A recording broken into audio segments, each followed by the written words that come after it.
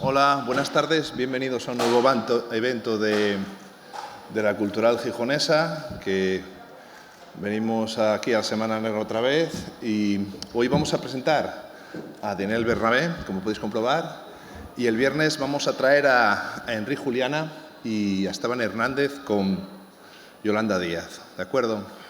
Daniel Bernabé es una de las firmas de política actual, de análisis de la política actual, más interesante de los últimos años. Y además, este año y el anterior está en un momento dulce, ha editado dos libros muy interesantes, La distancia del presente y ya sabíamos que estábamos en un cambio, bueno, está al final, ¿no? Bueno, bien, el primer libro que he nombrado, de La distancia del presente, es una exégesis interesante de la democracia española y yo creo que, según mi opinión, una reflexión bastante interesante de los 10 últimos años de la democracia española, terminando en el gobierno de coalición y en el COVID, en la crisis del COVID, y el nuevo libro es una interesante tesis acerca de que el COVID-19 no se trata de un cisne negro, sino que es una aceleración de algo que ya había antes y que nosotros no nos dábamos cuenta de que se estaba derrumbando. Es a saber, pues, el paradigma neoliberal. Lo que pasa es que después del paradigma neoliberal no sabemos si va a venir otra cosa peor o otra cosa algo mejor. Otro aspecto interesante del trabajo de Bernabé es, pues, digamos, el apego a la actualidad que tiene y el trabajo que desarrolla en cuanto a los debates que tenemos actualmente, como por ejemplo las pensiones, la reforma laboral y tantas otras cosas. Para eso vamos a darle palabra a Daniel, que es el verdadero protagonista del evento. Gracias. Muy bien. ¿Qué tal? Buenas tardes. Muchas gracias. Estaba pensando, según os veía a todos y todas, que es el primer acto verdaderamente con público que tengo desde el año 2019. Sabéis todos por qué, evidentemente, ¿no? Sabéis, por otro lado, que estamos en una situación en la que cabe preguntarse cómo hemos llegado hasta aquí. Nos hacemos esa pregunta constantemente cada día. Cuando vemos, por ejemplo, desde hace unos años el auge de la ultraderecha y este enero veíamos de repente a unos tipos vestidos con unas indumentarias muy particulares saltar el Capitolio de Estados Unidos, ¿no? Vemos de repente al FMI abogar por políticas intervencionistas de la economía. Vemos cómo se suceden una serie de cambios en nuestra sociedad que nos cuesta entender y nos preguntamos efectivamente cómo hemos llegado hasta aquí, ¿no? Ambas cuestiones, la de que este sea el primer acto que haga con público desde hace mucho tiempo, y toda esta serie de cambios se resumen en una situación. Es decir, parece que la pandemia, por fin sale esta palabra, la pandemia de coronavirus, es algo que nos ha removido en lo personal y en lo social, en lo estructural y en lo simbólico, de una forma inconmensurable. Ahora, no debemos caer en el error de pensar que antes de esta pandemia ya estábamos al final de algo. Efectivamente, esta pandemia ha resultado un acontecimiento que parecía que era muy poco esperado, pero que sin duda alguna ya habíamos tenido muchos avisos antes de ella, ¿no? A lo largo del siglo XXI habíamos tenido, fijaos, 5 crisis sanitarias globales, con una pandemia de gripe A que, si leéis, y eso es muy interesante, las columnas de prensa entre el 2009 y el 2010, criticando la gestión sanitaria por demasiado alarmista, se os ponen los pelos de punta. Yo en algún artículo de Público sacaba alguna de esas columnas de hace ya más de 12 años, donde se describía a la perfección lo que nos ha sucedido. Y se describía como poco más que un elemento alarmista que iba a dañar la economía y este tipo de cuestiones. Al final creo que tenemos que intentar comprender el contexto de dónde venimos y hacia dónde vamos, porque estamos en un momento esencial en el que muchas cosas van a cambiar, pero estamos en un momento donde los mapas de la batalla se están dibujando mientras que la estamos librando. Es como andar un camino y que el mapa se vaya creando por delante de nosotros solamente cuando ponemos el pie en el suelo. Y eso es complicado. Es complicado para todas las personas que entendemos que la sociedad no es un simple devenir de acontecimientos, sino que la sociedad se crea. Y se crea además por una serie de intereses, y que esos intereses normalmente coinciden no con las necesidades de la mayoría, sino con las necesidades de una pequeña minoría que controla los resortes económicos y de poder de esta sociedad. Sobre esto va a ir esta conferencia, ofreceros muy rápidamente algunos esbozos del mapa de estos nuevos tiempos que nos esperan. Va a ser una conferencia muy breve, tenemos poco tiempo, con lo cual iré rápido, pero os intentaré dejar, digamos, una serie de cuerdas de las que vosotros y vosotras podéis ir tirando luego. Agradeceros que estéis aquí. Como decía, el coronavirus se ha establecido como una coartada, pero hay que recordar que antes de esta crisis sanitaria ya estábamos envueltos en otras 4 crisis que eran muy patentes en nuestra sociedad. Si recordáis, en 2008 llegó la gran recesión, una crisis económica de una potencia indudable, que no fue simplemente, como nos vendieron, una crisis relacionada con la especulación inmobiliaria también, sino que hubo una serie de posicionamientos políticos y económicos que arrastraron al sur de Europa, tras unos ataques coordinados de los fondos de especulación estadounidense y de las agencias de calificación, en el fondo ambas caras de la misma moneda, a destruir de una u otra forma nuestros estados del bienestar, a ponernos de rodillas y a quitarnos soberanía. Esta crisis económica y laboral nos demostró que no es posible montar una bicicleta sin pedales. El neoliberalismo nos había dicho desde los años 80 que a las bicicletas no les hacían falta los pedales, y parecía que estaban en lo cierto. Mientras que íbamos por una pendiente cuesta abajo, la bicicleta rodaba y no se hacía falta pedalear. Cuando íbamos por el llano, la bicicleta parecía conservar su inercia, pero cuando de repente llegamos a una cuesta, nos vinimos al suelo, bicicleta y ciclista, por una cuestión muy sencilla, porque no teníamos los pedales con los que pedalear. ¿Cuáles eran esos pedales? Pues eran los servicios públicos, pero era sobre todo, igual que el papel del Estado, de una cierta manera un redistribuidor de la economía, pero era sobre todo el papel central del trabajo. El trabajo no solamente como la forma en la que nos ganamos la vida, sino el trabajo como el aglutinador social que construye nuestras sociedades. Está claro que estamos inmersos en una crisis ecológica de una dimensión desmesurada. Y está claro que estamos inmersos también en una crisis cultural identitaria, donde cada vez nos cuesta más encontrar aquellos elementos que nos unen, aquellos elementos que crean las complicidades, y sin embargo estamos constantemente en un momento en que estamos exaltando nuestras diferencias en base a identidades que cada vez son más pequeñas, más atomizadas y más conflictivas.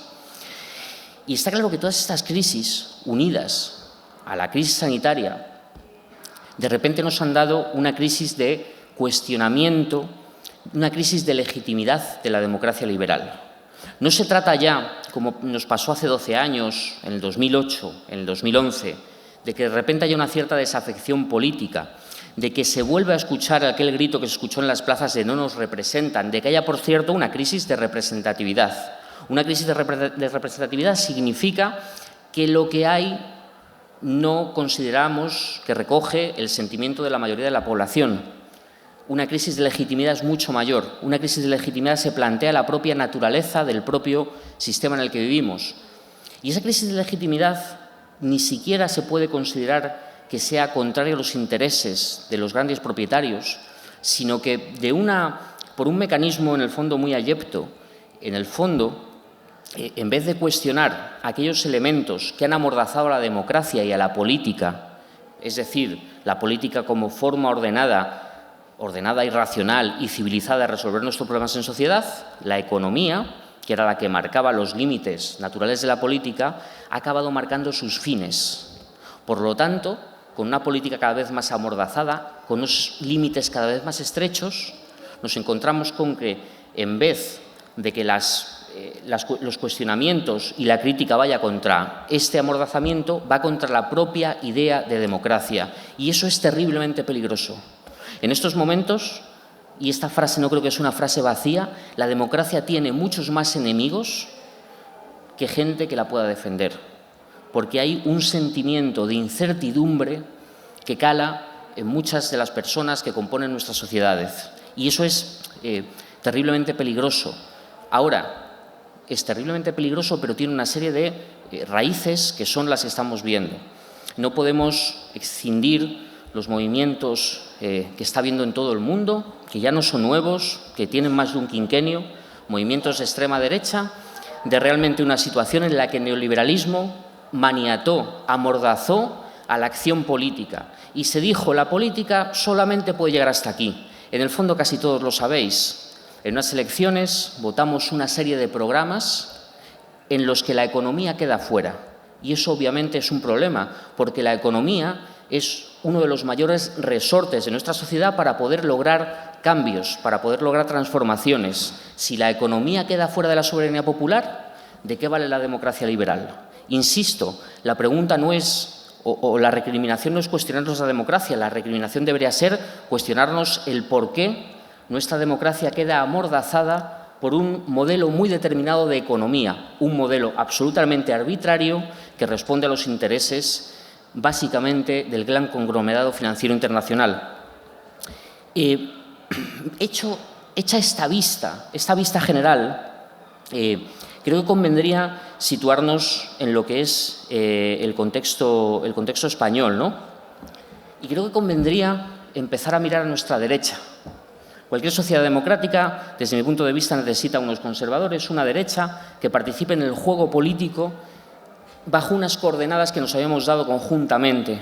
Sin embargo, estamos viendo, y a mí esto es algo que me preocupa enormemente, cómo la derecha en este país está empezando a jugar a ilegitimar al rival.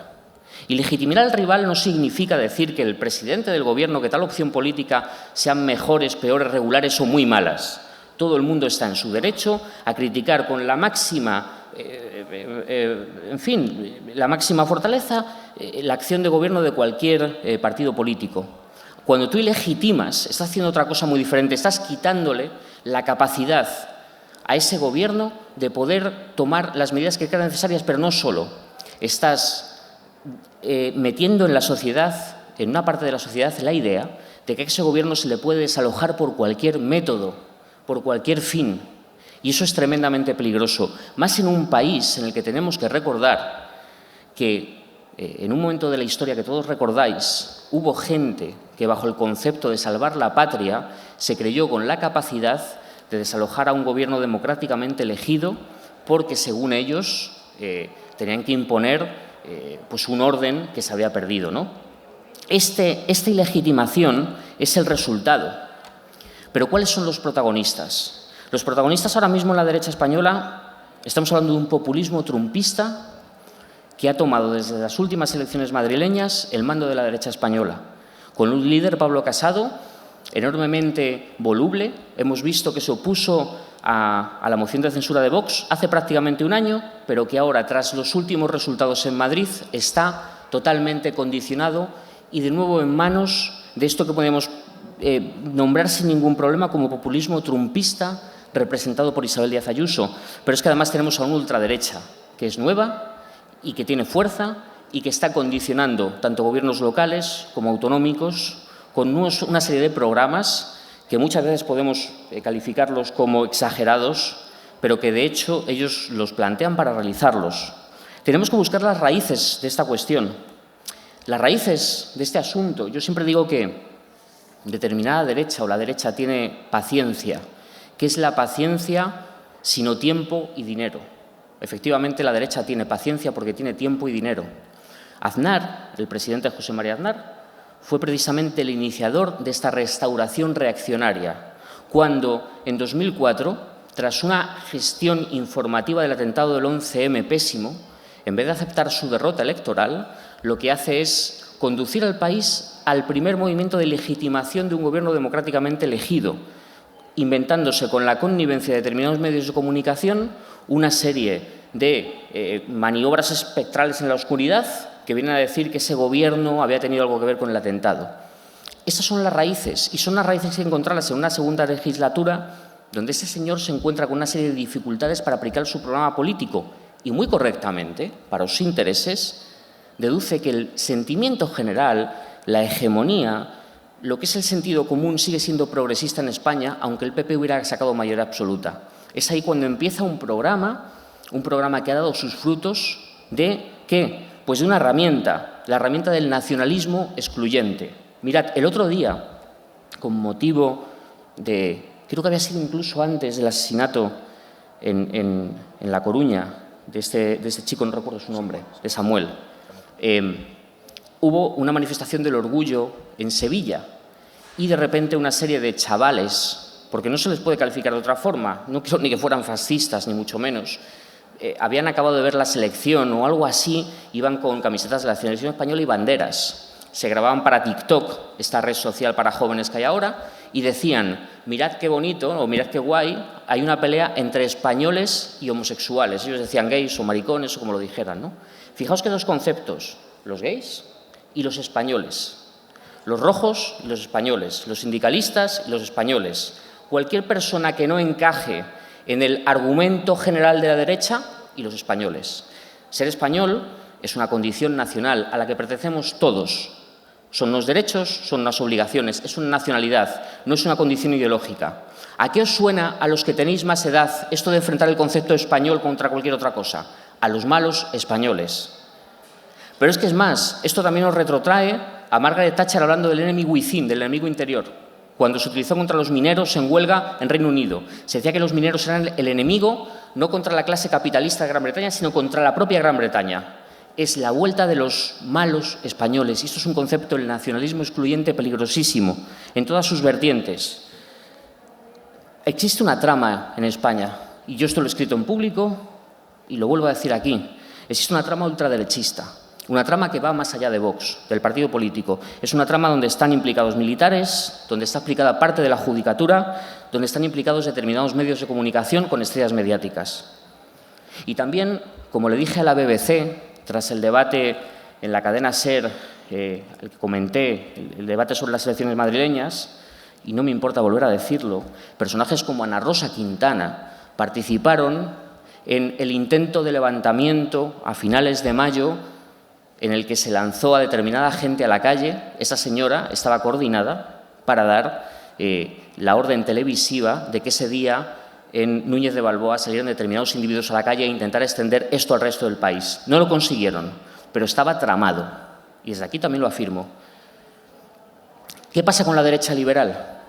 ¿Qué pasa con algo que debería existir en España? Pues es una derecha liberal que acabó enormemente tocada por estar implicada en casos de corrupción. Mariano Rajoy era sin duda alguna un presidente que fue muy radical en sus aspectos económicos. Probablemente el presidente más radical en la aplicación de medidas de corte neoliberal impulsadas por la Troika que hemos tenido, pero de una u otra forma respetaba determinadas líneas del juego. Estos nuevos no las respetan. La cuestión es que al final esta espiral de especulación, de economía especulativa, de corrupción y de descrédito les ha dejado terriblemente dañados. Dentro del Partido Popular sigue habiendo derecha liberal, sigue habiendo demócratas. Yo también lo afirmo, pero creo que no van a ser capaces ni van a ser lo suficientemente valientes para oponerse al conglomerado, a esta trama ultraderechista que luego más tarde os comentaré qué es lo que quieren conseguir. Desde mi punto de vista, en las siguientes elecciones no vamos a votar dos opciones políticas simplemente, sino que incluso en las siguientes elecciones, si Isabel Díaz Ayuso y Vox llegan a un pacto nacional, lo que vamos a ver es un intento de cambiar el modelo de Estado. Un modelo de Estado que ya estamos viendo en Hungría, que ya estamos viendo en Turquía y que ya estamos viendo en los países fundamentalmente de Visegrado. Un modelo de Estado fundamentalmente autoritario y reaccionario, donde va a seguir habiendo una serie de mecanismos formales electorales, pero donde habrá prohibiciones electorales, habrá prohibiciones de derechos civiles y habrá fundamentalmente una restauración reaccionaria. Esto es el escenario que considero que nos enfrentamos en base a la derecha española. Por desgracia, no creo que la derecha se rompa, no creo que haya gente con la capacidad suficiente para decir hasta aquí hemos llegado. Defendemos una serie de programas de derechas, conservadores en lo económico, liberales conservadores en lo social, liberales en lo económico, con los que yo estoy en desacuerdo, pero que son absolutamente legítimos. El problema es cuando esos programas acaban yendo hacia la transformación reaccionaria de ese Estado, ¿no? Y eso es una cuestión que tenemos que tener en cuenta. Tenemos, por otro lado, el empresariado en España. Asistimos con cierto estupor a un conflicto entre el líder del Partido Popular, Pablo Casado, y Garamendi, ¿no? ¿Qué significa esto? ¿Que de repente Garamendi se ha vuelto de izquierdas y Casado le critica por eso? No, ni mucho menos. Estamos asistiendo a una serie de contradicciones que ya se están dando en todo el mundo. Contradicciones dentro del empresariado que básicamente lo que nos indican es que hay un empresariado que se dedica a la especulación o que se dedica a la producción. Uno centrado en economías globales y otro en economías más territoriales. Uno más centrado en España, en este caso en el ladrillo, y otro en la innovación. Uno centrado en el negocio presencial y otro centrado en el negocio digital. Es decir, este nuevo mundo que se nos está planteando va a también provocar contradicciones en las clases dirigentes. Y los que sois sindicalistas, los que sois personas que queréis cambiar esta sociedad hacia un modelo más justo, tenéis que estar también muy atentos a esas contradicciones, que se pueden resumir de forma muy sencilla. No es que el Corte Inglés haya vuelto una empresa de izquierdas, pero evidentemente les interesa un gobierno intervencionista en lo económico, porque si no, Amazon se los come. Eso es fundamentalmente, por enterarnos, la diferencia o las contradicciones que van a dentro del empresariado, ¿no? Tenemos luego la izquierda política. Una izquierda política que, desde mi punto de vista, tiene unas graves deficiencias a la hora de leer el momento concreto que está atravesando este país. Una izquierda que está solamente centrada en olas de indignación que son muy justas, pero que no acaban de dejar una continuidad o un arraigo. Si recordáis, hace 3 años, muchas de vosotras y de vosotros estaréis en la calle protestando contra la sentencia de la manada. Lo que tenemos que preguntarnos no es si esas protestas fueron justas o no, que lo fueron, desde mi punto de vista, sino por qué no dejaron un mayor arraigo en la sociedad. Y, efectivamente, cómo aprovechar esa indignación para construir movimientos políticos estables.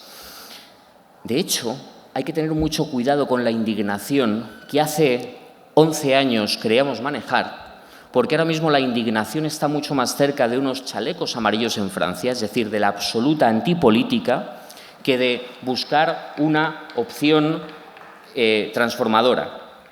La izquierda está metida en un problema que es haber cedido la centralidad del debate público de sus dirigentes a gente que se dedica a los medios de comunicación como yo. Yo tengo unos intereses que no tienen por qué coincidir con los de la mayoría. No significa que no haya peña que nos dediquemos a esto, que seamos medianamente honrados. Significa que al final las líneas del debate público tienen que ser marcadas de forma común, y no hay nada más común que las propias organizaciones, sindicales o políticas, porque yo lo que os puedo decir está mejor o peor, es más o menos honrado, pero al final siempre puede responder a mis intereses, no a los intereses de la generalidad. Fiaros siempre de vosotros y de vosotras, no de los que hablamos en la televisión o en los medios. Va a seguir el conflicto entre diferencia e igualdad, va a seguir un conflicto nuevo que es a lo que tenemos que prestar especialmente atención, que es el conflicto entre seguridad e incertidumbre. Y en esa seguridad e incertidumbre vamos a tener transformaciones que van a dejar perdedores y ganadores. No me puedo meter en ello a fondo, pero la anécdota del filete de garzón del otro día, aunque parezca una serpiente de verano, resume de manera magistral los conflictos a los que nos enfrentamos. Cuestiones en las que se tienen razón, es verdad, el cambio climático es un problema, pero que a la hora de plantearlos es muy difícil de que caigan en la sociedad, porque hay mucha gente que se dedica económicamente a ese campo y, por otro lado, es muy difícil plantear desde el punto de vista individual determinados cambios y no parecer que le estamos diciendo desde la izquierda a la gente cómo tiene que vivir, algo que la ultraderecha aprovecha de forma bastante útil. Por último, me quedan ya pocos minutos, hablar del papel de los sindicatos. Desde mi punto de vista, los sindicatos en este momento son la piedra maestra que debemos encontrar para algo que tenemos que empezar a decir que es un nuevo contrato social. Yo recuerdo que el año pasado, en medio de la pandemia, aposté por un nuevo espíritu del 2020, igual que el espíritu de 1945. Quizás algunos hayáis visto la película de Ken Loach. Ese momento en que en Europa, después de una Segunda Guerra Mundial, hubo uno de los cambios más dramáticos e interesantes de toda la historia reciente, que fue la creación del Estado del Bienestar. Un Estado del Bienestar que no se creó fundamentalmente porque hubiera una serie de élites que de repente tuvieran buen corazón. Se creó porque no tenían más remedio que crearlo. Un nuevo sistema económico que repartiera la riqueza, sobre todo también porque había muchos trabajadores y trabajadoras que habían combatido en la Segunda Guerra Mundial, a los que ya no les daban miedo unos señores con una porra en la cintura. Este nuevo contrato social tiene que ir más allá de los derechos concedidos, que es probablemente por la que determinada rama del Gobierno vaya a ir, intentar mediante los fondos europeos dar una serie de derechos graciables, sino que tiene que ir hacia el empoderamiento social, es decir, hacia la conciencia de clase, hacia el papel de que el trabajo es un articulador social, no es individual. Lo que no puede ser es que una empresa, cuando tenga menos beneficios, despida a 1000 tipos de repente. El trabajo es una cuestión que es fundamentalmente propiedad de toda la sociedad, no solamente de quien tiene propiedad de la empresa, ¿no? Por eso decía que los sindicatos son esenciales, porque se dedican a la política útil, a la política del día a día. Son organizaciones estables. La centralidad de su acción, además, en el trabajo, hace que tengan una enorme transversalidad y que mucha gente, independientemente de las diferencias que tengamos entre todos, puedan asociarse de una u otra forma a esa ola que busque un nuevo espíritu que reestructure esta sociedad en unas líneas más justas. Y, por supuesto, sin ningún tipo de miedo, decir que buscamos una construcción social diferente a la actual. Para acabar, en mi último libro, el Ya estamos al final de algo, lo abro con una cita de Albert Camus, que os la voy a leer porque creo que es la que define nuestro momento. Un momento que mi generación, los que hemos nacido alrededor del 80, queríamos muy diferente hace 10 años. Un momento que pensamos que iba a ser de un cambio total y absoluto y que nos hemos encontrado 10 años después, cuando estamos rondando los 40, que probablemente ese cambio no vaya a suceder. No os voy a engañar. No vamos a asistir en los próximos 10 años a un gran cambio en nuestra sociedad para bien. Pero tenemos otra labor, no menos importante, que creo que es la que resume Albert Camus en su cita. Cada generación se cree destinada a rehacer el mundo. La mía, sin embargo, sabe que no lo rehará. Pero su tarea quizá es aún más grande. Consiste en impedir que el mundo se deshaga. Muchísimas gracias por haber estado aquí.